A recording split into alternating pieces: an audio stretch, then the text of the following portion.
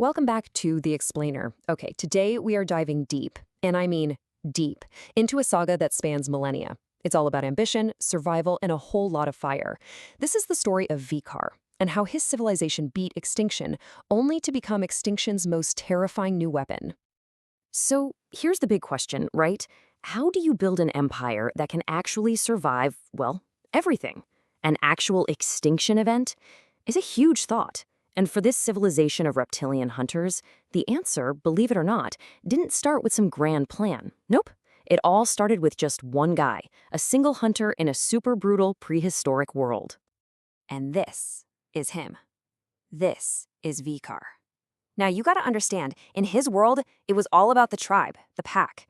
Sticking together was how you survived. But Vikar, he saw things differently. To him, all that loyalty, that collective, it wasn't strength. It was a chain holding him back. He had this core belief: real power, true strength, isn't something you share, it's something you take. Yeah, his whole philosophy was pretty simple and just incredibly brutal. And as you can imagine, that attitude led to a massive showdown with his tribe's leader. Vikar lost. He was beaten, totally humiliated, and kicked out. But here's the thing about Vikar. For him, getting banished wasn't the end. Oh no, it was the beginning. It was him making a vow to carve out his own destiny all by himself. So Vikar and his handful of followers go into this deep, deep hibernation. And then, bam, the world ends. Literally. A giant meteor slams into the planet and everything on the surface is just gone, wiped clean. But here's the crazy part. While Vikar was sleeping for centuries, his descendants weren't just huddled in some cave. They were building. They forged this massive, sprawling empire, deep in the darkness under the dead world. Okay, so this underground empire, it wasn't just a hideout. You have to think of it more like a forge, a laboratory. Because down there, the lizard folk started to engineer themselves. They were systematically reshaped over generations of very calculated breeding. They turned themselves into something totally new. And honestly, kind of terrifying. So to really conquer this new underground world, their society got super specialized. I'm talking hyper specialized. They split into 3 castes. First, you had the Titans. These guys were bred to be huge, just pure brute strength for digging out their caverns. Then you had the venomous elite. Think perfect assassins, bred for deadly, potent toxins. And finally, the berserkers. Man, these guys were something else. Just pure, uncontrollable aggression. Living weapons, basically. But here's the twist. While they were down there, perfecting their dark little society, the surface wasn't just sitting empty. Life, finds a way, right? A brand new, intelligent species started to pop up in the sunlight, early hominids, and their very existence was a massive threat to the lizard folks' plan to one day retake the world. And when these two finally met, man, it was a total clash of styles. On one hand, you have the lizard folk, crazy strong, super disciplined, but they breed really slowly. On the other hand, you've got the hominids. They're super adaptable, they're cunning, and this is the key, they have huge numbers. They reproduce like crazy. So it really boiled down to a classic evolutionary showdown, quality versus quantity. And guess what? Quantity won. The lizard folk just couldn't keep up.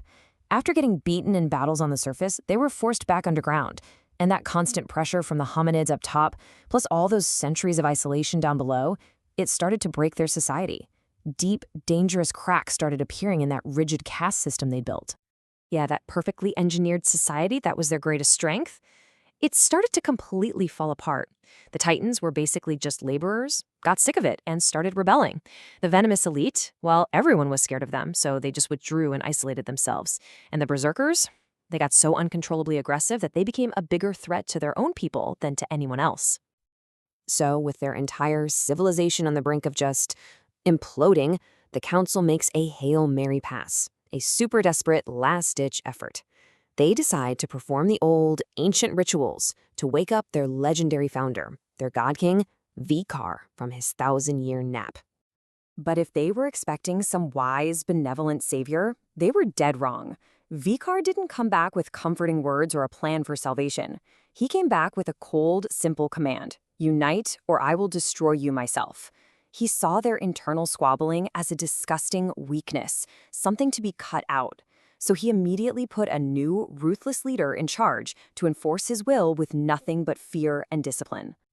And with that, Vikar kicked off a brand new plan. And this thing was audacious. They weren't just playing for survival anymore. Oh no. This was about total, absolute domination. And the whole plan hinged on creating an ultimate weapon, something that would let them reclaim the world permanently. And the final piece of this grand plan, well, it was something truly epic. All those generations of selective breeding, all that pure distilled rage from the Berserker caste, it all led to this one singular point, transforming them into the ultimate living weapons of war. They made dragons. So in one perfectly coordinated strike, the ground itself just tears open, all across the world. And from these hidden caverns, the dragons burst out. You can just imagine the sound, this collective roar that literally shakes the foundations of the entire hominid world. For the hominids on the surface, this was the apocalypse.